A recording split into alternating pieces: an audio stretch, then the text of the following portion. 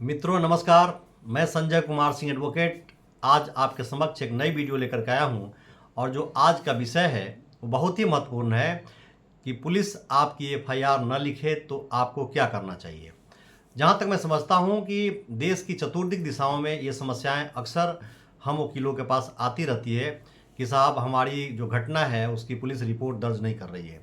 तो एक बहुत ही महत्वपूर्ण टॉपिक है और इसी टॉपिक पर आज मैं अपनी संवाद, अपनी लीगल एडवाइस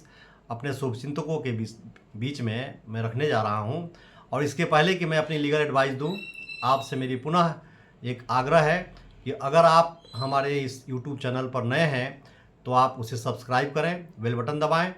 कारण क्या है कि अगर आप सब्सक्राइबर बनते हैं तो जो हमारी वीडियो है, जो हमारी लीगल एडवाइस है, उसका नोटिफिकेशन आप तक पहुंचेगा। आइए अपने विषय पर आते हैं। अक्सर ऐसा होता है कि पुलिस के सामने भी एक समस्या होती है कि लोग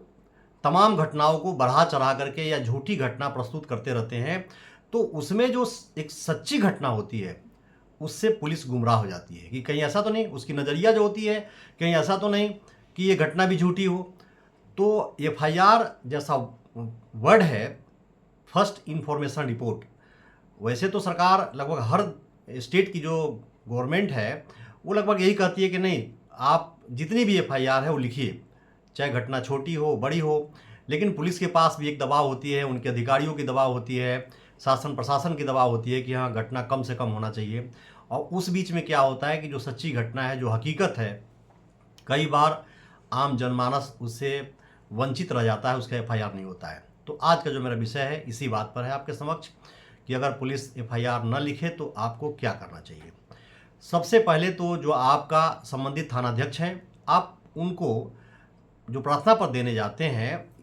आप इस बात को ध्यान रखें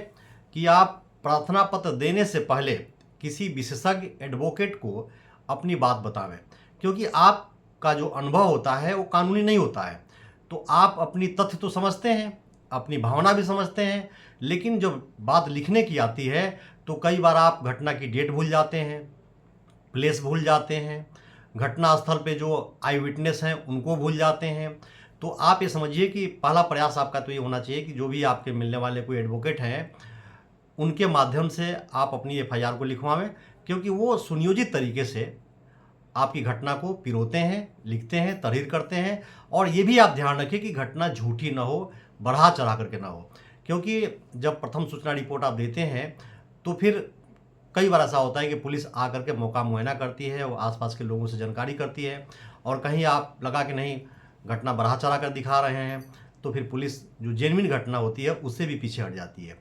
तो प्रथम सूचना रिपोर्ट लिखाते समय आप ध्यान रखें कि जब भी कोई आप अपने एसएचओ को, एसओ को, थानाध्यक्ष को प्रार्थना पत्र दे रहे हैं, उसकी एक कॉपी, अगर टाइपिंग है तो उसकी एक कॉपी जरिए रजिस्टर्ड डाक आप उनको प्रेषित कर दें। और उसी दिन जो आपके ज़िला के कप्तान हैं, चाहे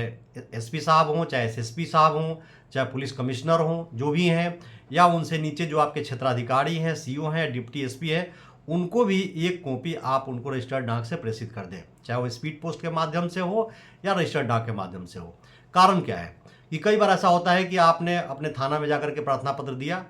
और उन्होंने रखा, कहा ठीक है हम इसको देखते हैं, और अक्सर ऐसा पाया जाता है कि जो आपके पुलिस अधिकारी होते हैं वो आपकी प्रार्थना पत्र को रख लेते हैं और 2 दिन, 4 दिन, 5 दिन तक घटना को दबाए रखते हैं। कई बार क्या होता है कि सुलह समझौता के नाम पर आपकी घटना नहीं लिखी जाती है। फिर क्या होता है कि जैसे कोई आपने प्रार्थना पत्र दिया, आपकी उस समय की जो भाव थी, भावना थी, जो कहानी थी, उसमें कुछ बातें छूट गई और आपने उनको प्रार्थना पत्र दिया, लेकिन बाद में अगर किसी आप एक्सपर्ट से मिले तो आपने जब पूरी बात बताया तो उनको लगा कि नहीं इसमें तो सच्चाई ये है। तो ये भी एक समस्या आती है कि जो पहला प्रार्थना पत्र आपने थाने में जाकर के दिया उसमें और जो दोबारा आपने दिया, दोनों में जब अंतर आता है तब भी आपको समस्या का कहीं ना कहीं सामना करना पड़ता है, क्योंकि पहले आपने ये प्रार्थना पत्र दिया, उसके बाद भी आप ये प्रार्थना पत्र दिया। तो आप जो भी प्रार्थना पत्र दें पहले तो इस बात पर ध्यान रखें कि वो बिल्कुल सही व सत्य होना चाहिए। अब मान लीजिए एसएचओ महोदय ने आपका प्रार्थना पत्र पर आप संज्ञान नहीं लिया, एफआईआर नहीं लिखा, तो जो वरिष्ठ अधिकारी हैं उनके पास जाइए। और इधर आपने जरिए रजिस्टर्ड डाक भी प्रार्थना पत्र दे दिया है, अगर कहीं ये हिला हवाली करते हैं तो जो आपने जरिए रजिस्टर्ड डाक प्रार्थना पत्र दिया है ये ध्यान रखिए कि उसी को लेकर के आप अपने एडवोकेट के माध्यम से आप न्यायालय की तरफ आप रुख कर सकते हैं। क्योंकि उसके पहले भी ये कहें कि जैसे मान लीजिए आपने प्रार्थना पत्र दिया है, तो आप लगभग हर स्टेट के पास में एक जो गवर्नमेंट साइट है वहाँ पर भी जाकर के आप अपनी बात को कह सकते हैं और प्रार्थना पत्र प्रेषित कर सकते हैं, तो उसको भी संज्ञान लिया सकता है। लेकिन कई बार क्या होता है कि अक्सर ऐसी सरकार की गाइडलाइंस है और उस पर शिकायतें भी तमाम आ रही है कि जो आपने ऑनलाइन दर्ज किया उसको आनन फानन में और उसको एक तरीके से लिपापोती करके संज्ञान नहीं ली जाती है। लेकिन जब आप अपने अधिवक्ता महोदय से मिलते हैं तो उनके पास दो विकल्प होता है। एक तो ये कि सीआरपीसी की जो पुरानी हमारी कानून है उसके मुताबिक 156(3) में वो जाते हैं और फिर प्रार्थना पत्र दे करके न्यायालय में, जो संबंधित आपके न्यायालय हैं, वहाँ से पुलिस से आख्या मंगाती है हमारी न्यायालय, और उसके बाद फिर उस पर आपका संज्ञान लिया जाता है। बहस के बाद में कहीं ना कहीं आपकी FIR दर्ज होती है। लेकिन कई बार ये भी है कि न्यायालय समझते कि नहीं, अगर आपके पास संपूर्ण जानकारी है और इसमें पुलिस की विवेचना की कोई ज़रूरत नहीं है, तो फिर क्या करती है पुलिस, उस न्यायालय हमारी, कि उसको कंप्लेंट में दर्ज कर देती है। लेकिन एक बात ये भी आप ध्यान रखें कि जो हमारा जो नया कानून आया है BNSS, उसमें क्या है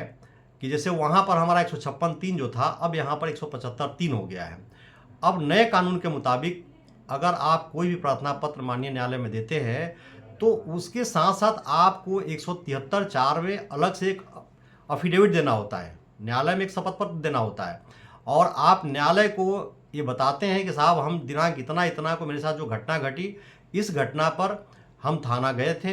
पुलिस अधिकारी के पास गए और मेरी सुनवाई नहीं हुई,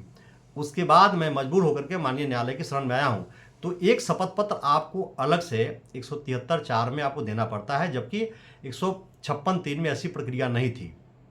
लेकिन मान लीजिए इस पर भी आपकी संज्ञान नहीं ली गई, तो जो कंप्लेंट्स जो आप दर्ज करते थे पहले सीआरपीसी के तहत 190 में, अब वही चीज़ BNSS में 210 के तहत आप अपनी कंप्लेंट भी माननीय न्यायालय में दर्ज कर सकते हैं। उसमें क्या है कि अब फिर आप अपनी बयान दर्ज कराते हैं